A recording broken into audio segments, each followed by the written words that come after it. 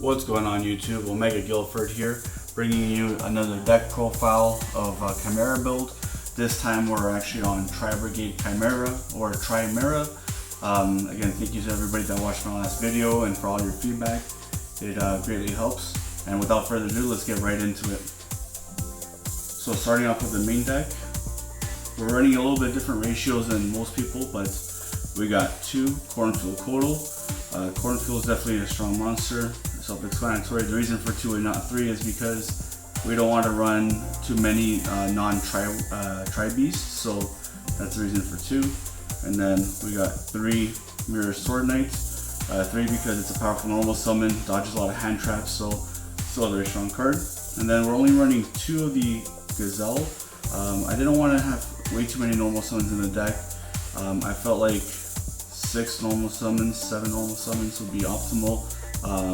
Excluding of course the Tri-Brigade monsters. And then we got 2 of the Baphomet. I've seen some builds with 3. I feel like 3 is a little bit cloggy, and even if you do end up opening with it, when you make Farragut, you can always put it to the bottom of your deck, so 2 I think is more than enough, and you don't want to be breaking on drawing too many copies of these.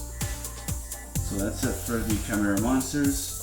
Onto the Tri-Brigade, we got, of course, your main starter, 3 Tri-Brigade Fractal, and then we've got 3 Tri-Brigade Kit, self-explanatory. We also got 3 Tri-Brigade Nerval, and only 2 Tri-Brigade Caress. 3 is a little bit much, 2 is more than enough, because you want to search it rather than draw it.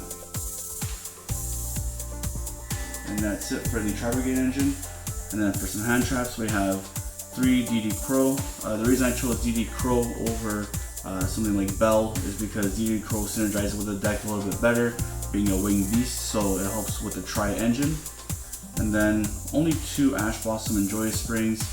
Being a once per turn effect, I didn't want to draw too many copies of it in my opening hand, so I feel like 2 is just enough. And this is a 40 card build, so the chance of you seeing the cards that are 2-ofs are still quite frequent. And then we're running 1 Alpha, just as a board breaker, going second card. It's a free summon, and it being a beast as well kind of synergizes with the deck pretty well. So that's it for our monster lineup. It's a little bit of a heavier monster count because we need it for the Tri-Brigade engine. Then onto the spells, we've got 3 Fire Formation Tenki, another starter. This will get you into your Fractal if you don't draw it. And then we've got 3 Chimera Fusion. I opted for 3 instead of 2 because I want to open with this card and then try to bait a hand trap with my Baphomet against my opponent, or even try to bait it on a Gazelle summon so that I can just still combo off and they're at -2 essentially after you make the fusion monster. Then we've got 2 Triple Tactics Talents. 2 is more than enough. 3 gets a little bit cloggy and you see too much of it. Self-explanatory. 1 Call by the Grave. We got 1 Foolish Burial. And we got, for the Tri-Brigade Spells and Traps, we got 1 Tri-Brigade Roar.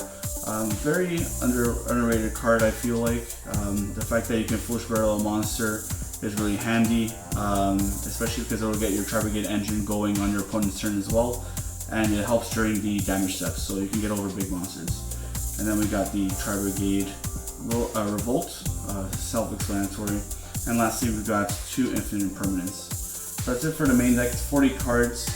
This is just the first build of the deck because I want to see how the deck runs, play test with it a little bit, and then make minor changes along the way. Onto the extra deck, the Chimera side of things, we've got 2 Guardian Chimera. 2 is more than enough. That's all you need really. Then we got 2 Chimera, the King of Phantom Beasts. Again, 2 is more than enough.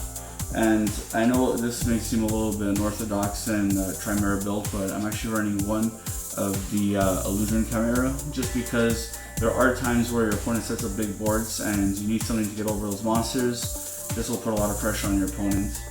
And then onto the links, we have 1 Salmon Almirage for those normal summons. 1 Relinquished Anima. I'm a big fan of this card. If you open Nerval, you're essentially getting a +2 because the Nerval search, along with taking one of your opponent's monsters with the Anima. And I feel like it's a card that not a lot of people are expecting in the meta. And then we've got the 1 Farragut. I've been considering maybe running 2 of this, but the extra deck is a little bit tight unless I swap out the Illusion Beast for a second copy of it. Then we got 1 Bear Brum, we got 1 Firefighting Daruma Doll. I'm running this just because I don't have double Dragon Lords, but Ancient Warriors double Dragon Lords is definitely the correct card to play. This is more so on if you're on the budget side of things, or you can't find an Ancient Warriors Dragon Lords. You can still run this. It's a pop for back row, so it does come up here and there. And being a Beast Warrior, it ties in with the Tri-Beast theme. Then we've got 1 Rugal, Silver Sheller, just a lane climb really, and his effect's a little bit obscure, but it does come up here and there in certain game situations. Then we got 2 Shuregs, Shureg, Boss Monster, self-explanatory. And then the last Link 4s, we've got 1 Axis Code Talker. With you having so many different attributes of Link monsters, oftentimes you do get 2, sometimes even 3 or 4 pops with the Axis Code. And making it with Rugal into him, you essentially get him up to 5300, which is a big body. Along with the pops, it's a problem monster for your opponent to deal with. And then we got the 1 Appaloosa as well, just because Appaloosa is easy to make, and being a combo deck, you want to be a little bit more cautious of hand traps. So Appaloosa lets you play a little bit more aggressively without much fear for them. And this deck's very resilient. I've come to notice that a lot of the end boards, they're very resilient to Super Poly or other cards of that nature. And against the branded Chimera build, it has a really good matchup because the Tri-Brigade's non-targeting effects and banishing effects are really strong against stuff like Dragoon and any other monsters they may be running. But that's it for the deck build. Let me know what you guys think down in the comments below, and share your thoughts. Remember to always like, subscribe, and watch the videos. We're going to be trying to do some video editing with one of my friends, Victor. He's helping me out with getting these videos a little bit cleaner, so shout outs to him for the help. And as always guys, it's been Omega Guildford. Peace!